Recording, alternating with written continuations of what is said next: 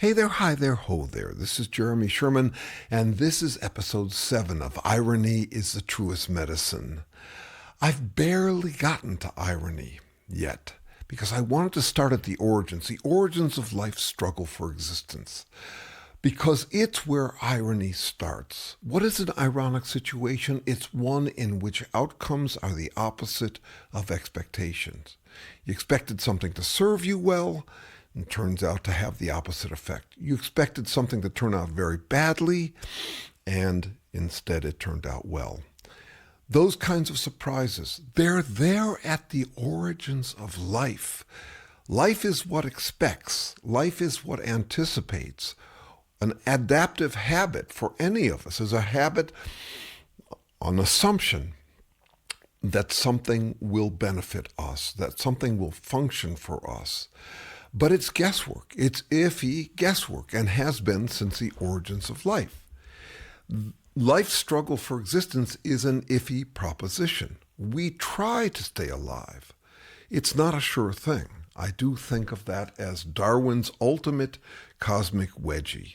Not that we didn't descend from God, not that we descended from apes, but instead that there is no surefire formula. The humans crave a surefire formula, almost pathologically. We want a complete way to anticipate all future outcomes and make it so we can never make a foolish move. And that's not how life works.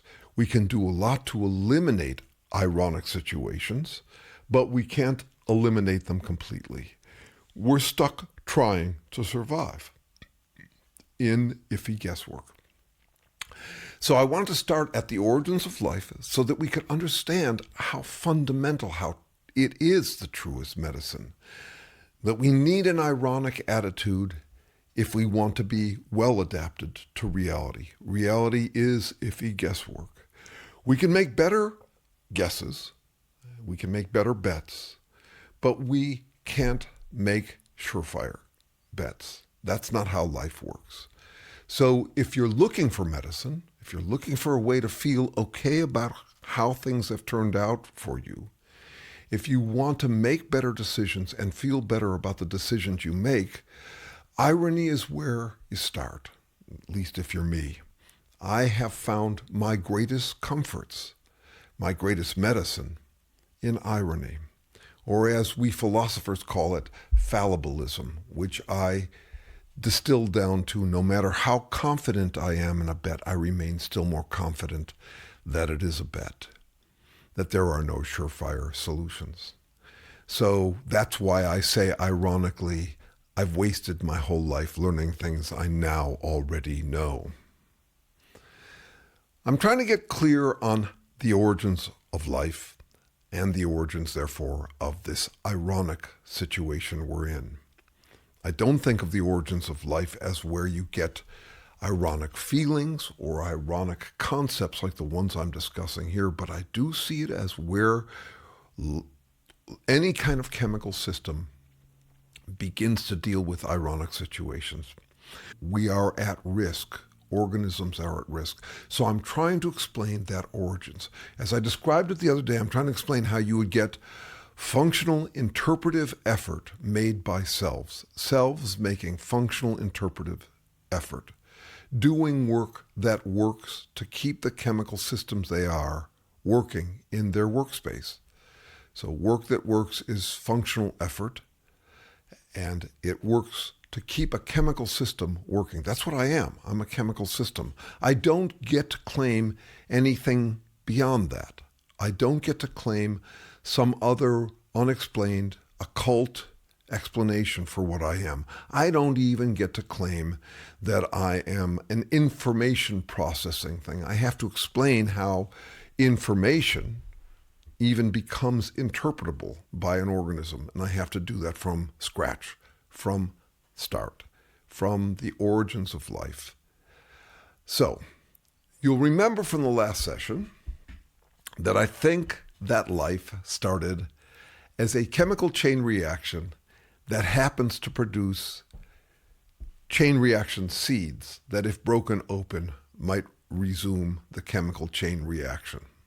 So it's a life cycle, you could say. I wouldn't even claim that it's the origins of life, but I would claim that it's the origins of selves making functional interpretive effort. And it doesn't look like much. It wouldn't look like much because it's not engineered and it's not evolved. Evolution is a product of life struggling for its own existence. It is not a result of. Life is not a result of evolution. Life has to be there first. It has to start by accident. Life is purposeful behavior that starts by accident in chemical systems. So, chemical chain reaction. Remember, I'm talking about reciprocal catalysis. So I'll go back to catalysis just for a second to remind you what that is. This is not hard chemistry. It's not hard science in the sense of being difficult. It's just unfamiliar. We don't think about what selves and trying are very much. So I'm grateful to you for being with me on this conversation in the first place because it's unfamiliar, but it's actually really easy.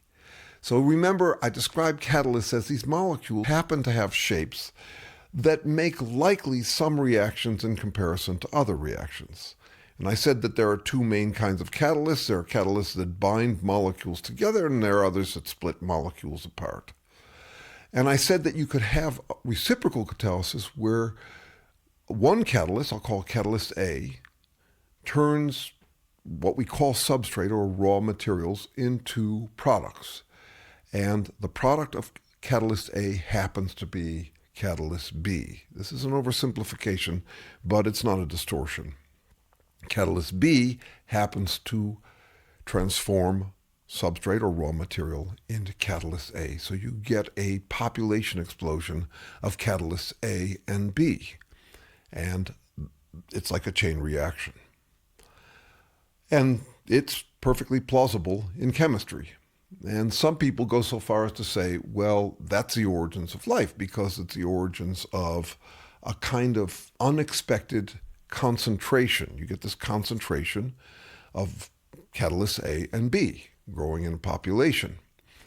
But it's just a loose population of molecules. They're not trying to regenerate. There are some researchers who talk about it like, look, it's growing. It's a metabolism. It's eating substrate or raw material and transforming it into more of itself. But it's not a self. They call this self-organization. Terrible name for it. It's not a self. And it's not anything like organization is a vague term. It can mean any configuration or it can mean the perfect configuration. What we're seeing with reciprocal catalysis is just a local population explosion of molecules that are going to dissipate. Remember that in this work I'm trying to explain how you'd ever get regeneration in a universe where degeneration is the norm. So what do you get when you get a population explosion of these catalysts A and B? Well, you get a temporary population explosion of them. They consume the substrate or the raw materials at an ever faster rate until they're depleted, and then what happens? The molecules float away. So that's not the origins of selves struggling for their own existence. But if you happen to have reciprocal catalysis where the side product is a kind of molecule common enough in chemistry, a molecule called a capsid. Capsid is basically a molecule that falls together. In a population of capsids, they fall together to form capsid shells or tubes. So right in the midst of the chain reaction, you got these shells forming.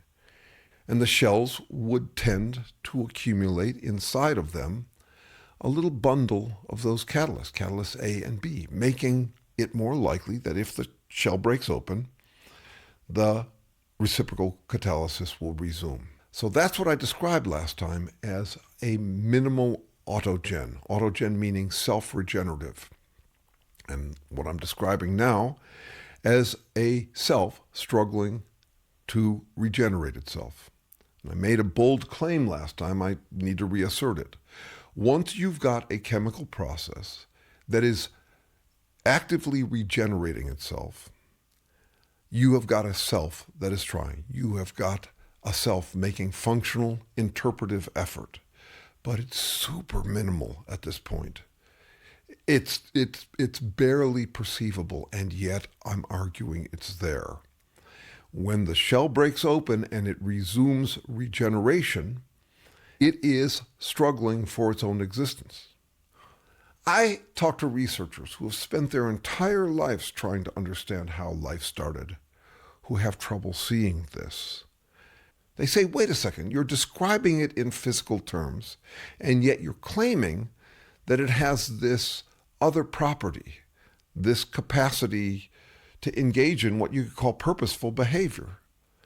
And my point to them is, yeah, that's exactly what we're trying to describe. That's what we're looking for here.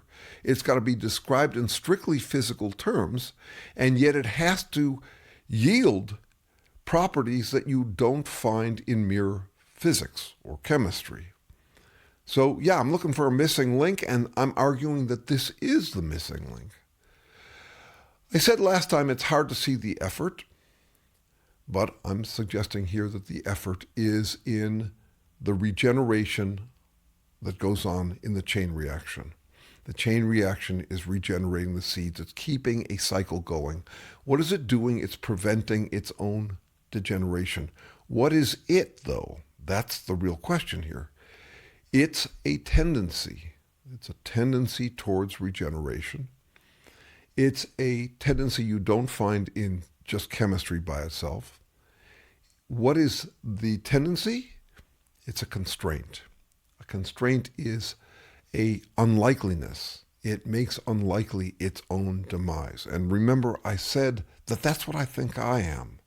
I think I'm a constraint that channels energy and resources into the prevention of the degeneration of the constraint I am. I'm not something added to physics and chemistry. I'm a reduction in likelihoods for what physical chemistry can do. When I'm dead, the last matter that was in me, the last energy that was in me, will be free to do a lot more than it's free to do in me. I think you'll find this plenty intuitive too. Every day you work on things that will keep you going so that you can do that kind of work tomorrow. You've got a to-do list. You've got the things that you work on, the things you're trying to do today. And the way you get to it is through self-control or self-discipline, through deliberation. You're not free to do just anything. You don't spend your day dithering. You work to keep food on your table and shelter over your head. You are working to regenerate what degenerates about you and to protect yourself against degeneration. So while you've got your to-do list, the way you get to your to-do list is by preventing yourself from doing the things on your to-don't list. It's self-control. So I have to explain self-control, and this is the start of it. Now, I promised that I would make more obvious the self struggling for its own existence. And that I can do that now because once I have a self struggling for its own existence, it's evolvable. So I'm saying this minimal autogen could evolve. And here's one way that it could evolve. It's a process that keeps on opening and closing. And when it opens, it's around all sorts of chemicals. And some of them might fall into the shells. But the ones that don't contribute to the reproduction of the autogen are likely to dissipate because they're not actually part of the reciprocal catalysis. They're not part of the process. So a stray molecule can fall into a shell, the shell breaks open, there's catalyst A and B, and they start the chain reaction.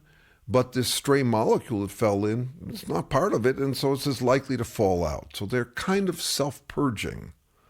And at the same time, there are lots of catalysts, and some work better than others. And they produce different byproducts. So you've got evolvability. You've got variability, and as a result, you've got evolvability.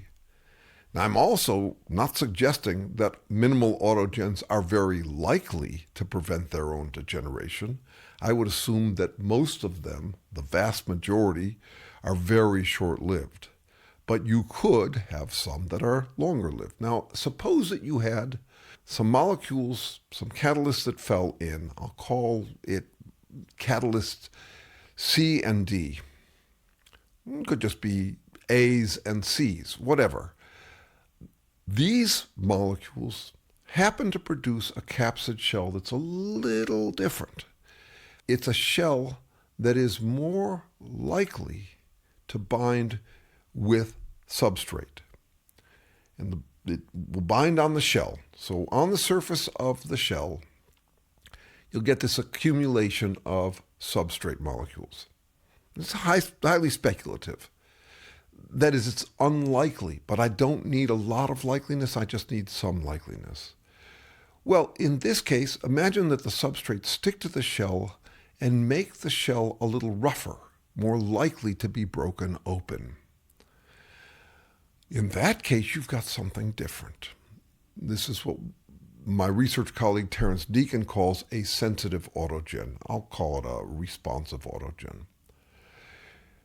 This is a autogen that is more likely to break open in the presence of substrate than not. It's almost like an if-then. If there's substrate around, break open. Why would it break open? Because of the rough surface. So it's more likely to break open if the surface has substrate sticking to it, which means more likely to be open in the presence of substrate, and less likely to break open in the absence of substrate. I think of this as the origins of the serenity prayer. So if chemistry makes you glaze over, this might appeal to your heart and also explain some of why life is ironic or why there are ironic situations in life. The serenity prayer, for those of you who don't remember it, it's this thing where you say, God grant me the serenity to accept what I cannot change, the courage to change what I can, and the wisdom to know the difference. It's got God in there. I don't employ God here. I don't think there's a place where I don't think there's someone who knows, like a God who knows, and will grant me his knowledge. It's not how I think about it. So drop the word God. What you've got here is a quest that's actually a quest to distinguish between that which one can transform to one's benefit and that which one can't transform to one's benefit. Remember, I said that job one for life is preventing degeneration and regenerating what degenerates. It's even a higher priority than reproduction. I should also say that when an autogen breaks open and it's producing the chain reaction but also the shell molecules, it's very likely to produce more than one copy of itself, which would be a kind of essential. Life can't just operate at replacement rate, where you have one offspring for every parent. You actually need to be producing in redundancy. Why? Because the tendency towards degeneration is so great. You really need to be overproducing just to keep your head above water.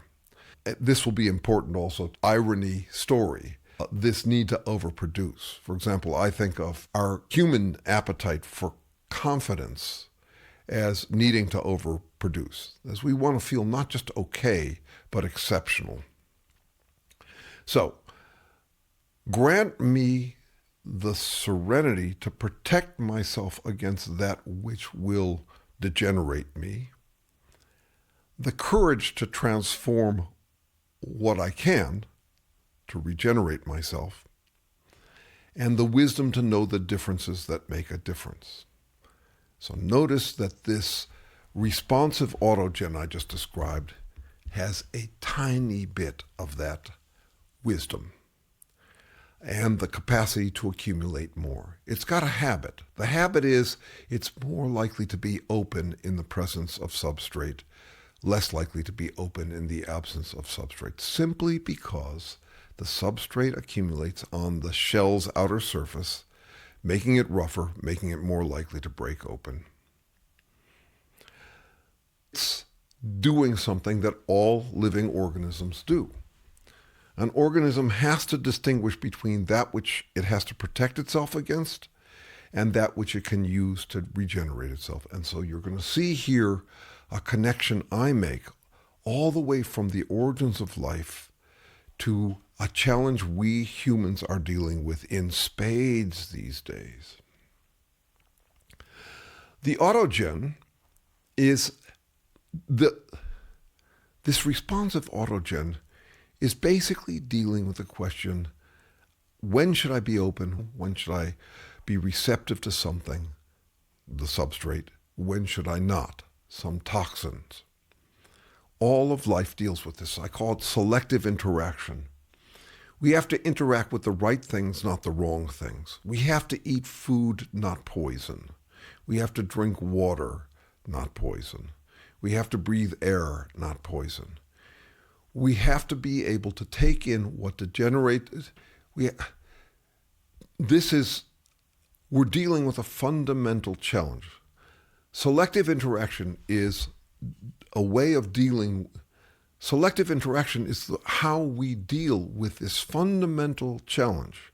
To regenerate ourselves, we need to take in energy. It takes work to repair ourselves. The open autogen has to take in energy and resources in order to regenerate the seeds. But the problem with energy is that it tends to degenerate things. It's a fundamental bind we're dealing with. Yeah, we have to take in energy, but most energy doesn't regenerate things. It stirs and mixes things up. You know, a hurricane doesn't tend to build houses. A fire doesn't tend to regenerate things. It destroys things. So we have to be engaged in really selective interaction, or else we die. And that's true from the origins of life. So this selective interaction thing we see in the minimal autogen is, I think, a lot like a confirmation bias. You know the concept of confirmation bias. We tend to take in ideas that affirm us and keep out ideas that disaffirm us. We take in ideas that build our confidence. We're more resistant to ideas that challenge or threaten our confidence. This is something fundamental in humans, but more fundamental, I'm arguing that that's the emotional and cognitive, conceptual equivalent to what all organisms do. You know what it's like to get negative feedback that makes you feel threatened. You notice that it tastes bitter and you want to spit it out. That's confirmation bias. So, grant me the serenity, the acceptance of what I can't change, what I cannot transform for my own benefit, the courage to transform what I can. I'm arguing that that's there at the origins of life. It's a kind of wisdom to notice the differences that make a difference that you see first in this responsive autogen. Its ability to be slightly more likely to be open in the presence of substrate, not in the absence of substrate. When we talk about people that's open and closed-minded, first of all, I want to say that's an absurd oversimplification. Nobody is open to everything. No one is closed to everything. What we are is selectively interacting. And it's funny how often people accuse me of being closed-minded for not being receptive to their idea, as if being closed is a bad thing, and especially when it applies to their ideas. So, no, I assume that I'm open and closed-minded, and I'm dealing with a challenge around it, which is I'm an emotional creature. I would argue that for me, my self-regeneration, which I have in common with all other organisms, goes on pretty automatically. I mean, there's a way in which I'm like a plant. I regenerate 330 billion replacement cells every day, but I do it unconsciously without feeling it. Yeah, I would certainly notice it if it wasn't working, but I'd notice it in the realm of feeling and thought. And I'll also argue that thought is a thin overlay on emotions. So when we talk about confirmation bias, what we're talking about is how humans keep comfort in their own skin. That we gotta feel good about ourselves. We gotta feel confident. And we're afraid of those things that threaten our confidence. That's confirmation bias. And we can make mistakes about this. Have you ever fallen in love with someone only to discover they actually don't end up liking you as much as you thought they did? Well, that's an example of an ironic situation. You thought it was going to go better than it did. The outcome is the reverse of what you expected. I even have this played out in what I call the Book of Love in 5 chapters. There's character aspiration, character affirmation, character assignation, character assassination, character extrication. This is an ironic concept, but here's how it works. Character aspiration. I yearn to be affirmed, to get what I call endorphment. I want to see myself reflected positively in an attractive, charismatic person's eyes. That's character aspiration. I aspire to be seen as positive character. Then there's character affirmation. Someone comes along and gives me that endorphment, the endorphin rush of being endorsed by them. So I assign to them the authority to judge me because they judge me positively. That's character assignation. I assign that authority to them. And then they figure out that I'm actually a human being, not a god. And if they ever thought I was a god in the first place, I am now dealing with character assassination. I let someone in too close, given how disendorsing they are. They don't think I'm all that after all. And then I'm stuck in this bind of having to extricate my character from their authority, which is an awkward bind because either I have to admit that I chose the wrong partner, or I have to admit that I chose the right partner and I'm actually not a god after all. You see how that works? Well, I'm drawing a parallel. I'm saying this is about selective interaction. This is an ironic situation that can happen to any of us. It doesn't just deal with partners. It can also happen with friends or any source of affirmation we rely on. For example, I'm assuming there's going to be some kind of comeuppance for the MAGA Trump supporters. They felt endorsed by Trump. And it gave them all the confidence they could ever want. It was like this unlimited bounty of confidence. Why? Because Trump has run on nothing but pretending he's always right, righteous, and mighty. That anybody who aligns with him is likewise always right, righteous, and mighty. I don't know that I'll be around to see their comeuppance. They might not either. I don't think this could possibly end well, any more than a romance in which two partners assume that the other is a god and that they'll feel that way for all eternity. You gotta, at some point, admit that you're human and that you haven't actually solved reality. That, in fact, you're still dealing with ironic situations. So whether we survive it or not, I don't think that MAGA will end well. And I think if they survive long enough to see what actually is the outcome of their endorphment, their sense that Trump adores them like God adores them, they'll realize that in practice, it's more complicated than that. Well, that would be the same kind of challenge. That's an ironic situation. They thought they had won the sweepstakes, and it turns out to be more of a mixed bag and worse for them than they thought. So, those situations are minimizable, but not easily.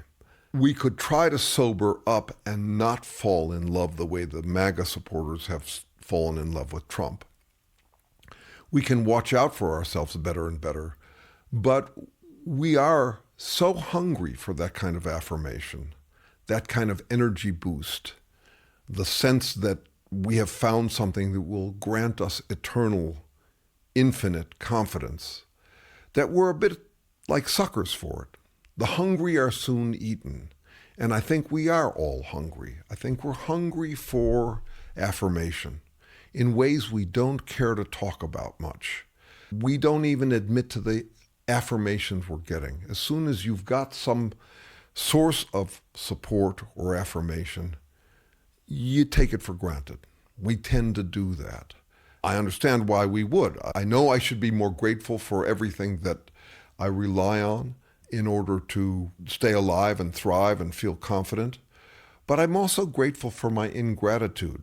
I do take things for granted because it's how I can focus on improvement, on getting more, on being more successful. I will take things for granted, and I think we all will. But it's more than that. If you have a reliable source of affirmation, you won't want to admit to it. You won't even want to admit that you seek affirmation. It feels uncomfortable. We need to not feel needy. We need to not feel like we're relying first and foremost on sources of status and confirmation, all of that. That's for other, more depraved souls, not us. That kind of egotism is beneath us. So we're kind of ashamed of how much we need energy boosts, how much we rely on confirmation bias. That would be a natural tendency in humans. It's kind of why the appetite for affirmation is like a black market. I'm very interested in that black market. I call it affirmationomics or egonomics. And I don't think of ego as a bad thing. I think of it as an inescapable thing for human beings. That comfort in our own skin and then some, like enough confidence to see us through tough times. That desire for more than enough to regenerate our confidence at a rate higher than replacement rate. I understand why we would be that way and why we would also be uncomfortable about admitting to it.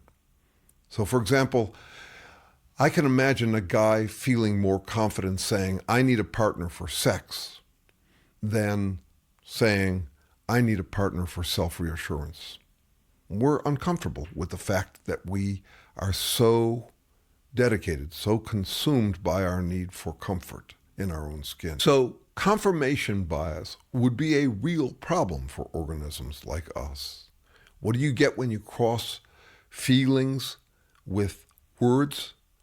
You mostly get words that will reassure our feelings. That's what we're up against. And that's what we're up against, confidence boosts like that, a reliable source of a mojo pit stop that would just regenerate our confidence. I think we need to pay more attention to that. And I make a distinction between decent folks and absolutists in this respect. And once again, this relates directly to what I'm calling selective interaction, which at the origins of life would be the need to eat food, not poison, but in us humans would be additionally the tendency to take in or absorb what builds our confidence, not what erodes our confidence. So, for me, decent folks are folks who recognize, ironically, that confirmation bias is a personal problem they have to manage. And absolutists, or assholes, which is I think what we mean by asshole, is an absolutist, they treat confirmation bias as the solution to all of their problems. They act like they have solved reality, like they have seen the light, that they have discovered the truth, that they have the perfect formula for living. Therefore, that formula is really primarily that if it's discouraging, they don't have to hear it. They can dismiss, deflect, project, whatever, to keep it away. That's what absolutists do. And it relates to the original meaning of absolutist. Absolute originally meant dissolved away from all influences, completely protected, like you're living inside of a solid shell, like you're a robot that always knows what to do. Decent folks recognize confirmation bias as their problem to manage. Absolutists or assholes treat confirmation bias as a solution to all of their problems. Absolutists are not ironic. They do not recognize that life is iffy guesswork. They pretend instead that they've solved reality and that they don't need to ever consider the possibility that they will make what seems like a good move that turns out badly. So you can see, I think, the ways in which my work extends all the way from the origins of life, the chemical origins of life, to my work in psychoproctology, my work on the diagnosis, treatment, and prevention of assholery, of absolutism. I think this is an important area of research. I do not think I have solved it. This is ongoing research. This last week I made a distinction between research and refined. Research is you come up with solutions and then you challenge those solutions by doing further searching among contradictory perspectives, alternative perspectives. Refinding is what you get from people who claim that they do their own research. This would include even theologians, what they call apologists, that is, people who are making their work the defense of the absolute truth that they find in religion. So to do refinding is to keep on finding confirmation or affirmation for what you already believe. Still, I think the topic I'm addressing here is really crucial to our survival. It's got a lot to do with confirmation bias from the origins of life forward, from this need for selective interaction in order to survive. We have to take in energy, but most energy degenerates things, so we have to be very selective about the energy we take in, apply that at the level of evolved feelings, and then on top of that, concepts. What do you get? You get this human appetite to take in the idea taste good, not the ones that taste bad.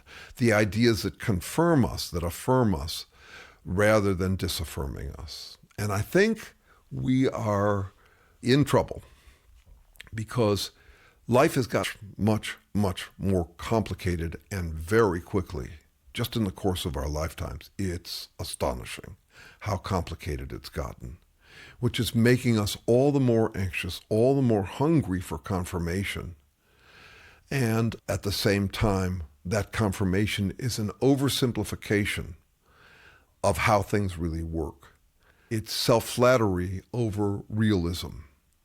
And it puts us in a dangerous situation because I would argue we have used up the Earth's carrying capacity for our confirmation, for our self-affirmation.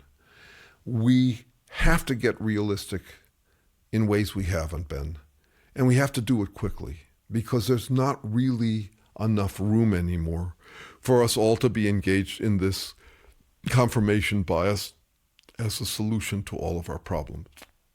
It's not working. You can really see the problem growing because we're hungrier than ever for it. And people make life a whole lot harder than it has to be by pretending it's easier than it can be. So I worry for civilization, and I worry primarily because of what I've called death spiral. The dissociation death spiral is reality gets challenging and we dissociate. Rather than dealing with it, we become legends in our own minds, a way that MAGA people have, though not just them. I have plenty of liberal friends who self-romanticize in this way as well. It's not about the lifestyle brand of MAGA. It's about this human appetite for affirmation. So we dissociate, thereby neglecting reality, which thereby gets worse, which thereby motivates us to dissociate more. It's also, at the personal level, the dumbass death spiral. If you're not keeping up, you're likely to throw tantrums. If you're throwing tantrums, you cannot afford to research more. You've got to keep refinding. Imagine this. Someone's throwing a tantrum and then they feel some self-doubt. What happens to the power of their tantrum? It's diminished. Confirmation bias as a solution to all of one's problems is very likely to become absolute, because the dumber you are, the more absolutist you'll get, the more of a jerk you'll become, jerking people around. The more of a jerk you become, the less you'll be motivated to smarten up. Because when you're throwing a tantrum, it's not convincing for you to do your own actual research, to look at yourself. So I'm worried about that. It's also why I study in this area. It's also why I invite you to consider these kind of topics, these questions we're researching over here, trying to understand our situation. Even if we are doomed, I want to understand our situation. I consider that a lucky thing to get to do with one's life if one has the appetite, aptitude, and opportunity to do so, like I have been lucky to get. It's an opportunity to actually try to understand what the actual fuck we are, why we're in the situation we're in. At least diagnostically, I need to understand what's going on with us. And I don't want to resolve it into yet another confirmation bias solution. I want to keep trying to understand better and better what's going on with us from the origins, from the physical origins, because I don't get to use some occult phenomena, whether it be God or spirit or even the kinds of ideas that show up in a lot of scientific research, ideas like, as I described it in prior episodes, this thing where we just assume that there's this otherworldly stuff called information that somehow gets instilled into molecules and makes life possible. I have to explain interpretation, how life interprets phenomena as information for its own survival. It's not about information any more than it's about God or spirit. I've got to explain it in physical terms, and that's what I'm doing here. So I hope you'll stick with me, and there's more to be talked about, but these are some outlines of where I'm going with this research, and of course, feel free to get in touch, kick the tires, challenge the ideas I presented here. There's lots left to figure out, and we could be working on it together. I find it comforting. Find irony to be the truest medicine in my personal life. It helps me explain my impulsive decisions. It helps me explain the ironic situations I get in. There's a philosopher who was important at one time, a guy named Henri Bergson, who wrote a book about humor. He had an idea about what's going on with humor. He argued that we laugh whenever we see the alteration between thinking of ourselves as souls and thinking of ourselves as physical objects. When you see someone tumble down the stairs, that's first of all an ironic situation, but it's also an ironic situation in which someone simply becomes a lump of matter. And I find it an intriguing idea. And in general, I would say my approach to my own life is like that. I wrote a book called Neither Ghost Nor Machine. What I'm talking about is the tendency for myself to think of myself in those two different ways, and how I kind of laugh at it. To see myself acting like a machine, let's say a machine that is a heat-seeking or confirmation-seeking machine, a gullible, fallible machine.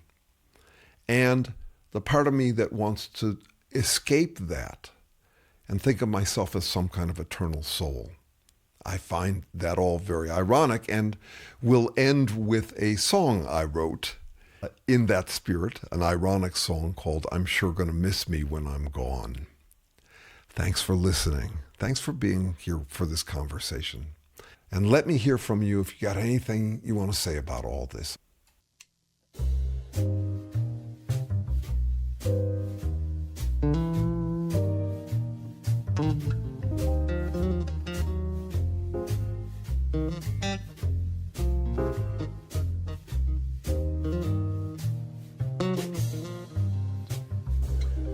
I'm sure gonna miss me when I'm gone.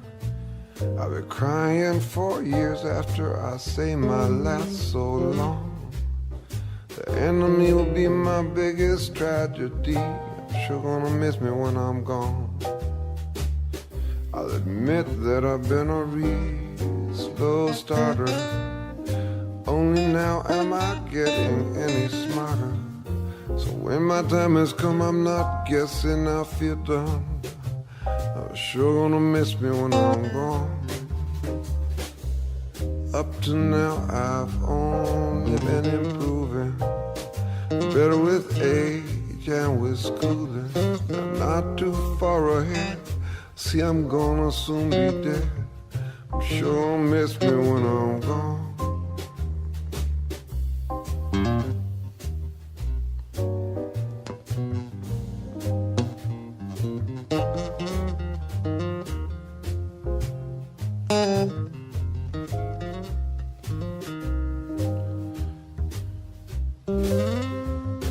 Sure gonna miss me when I'm gone. I'll be miserable for years once I sing my final song. The mortal death of me will be my biggest tragedy. I'm sure gonna miss me when I'm gone. They say the dead lose their leases, their whole world explode to pieces. From what I see, that's just so wrong for me. I'm sure gonna miss me when I'm gone. I've wasted time and gone too slow, learning things I now already know. Now that I'm wise, that seems such a compromise. I'm sure gonna miss me when I'm gone.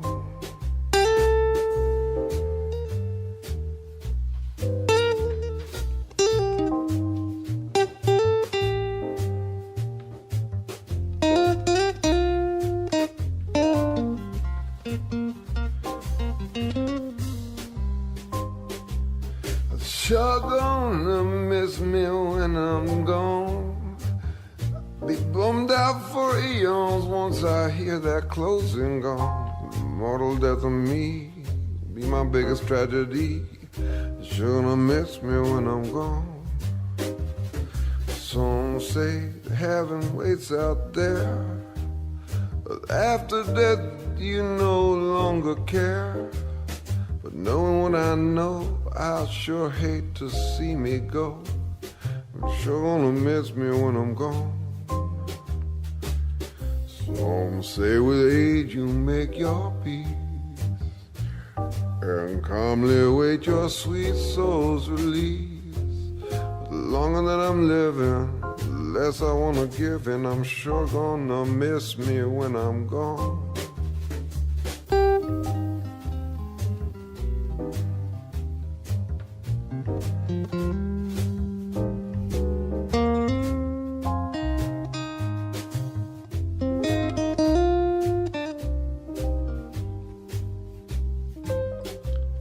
I'd like to believe in reincarnation, 'cause after death I'll crave rejuvenation. But older means I'm smarter, afterlife is a non-starter. You're sure gonna miss me when I'm gone.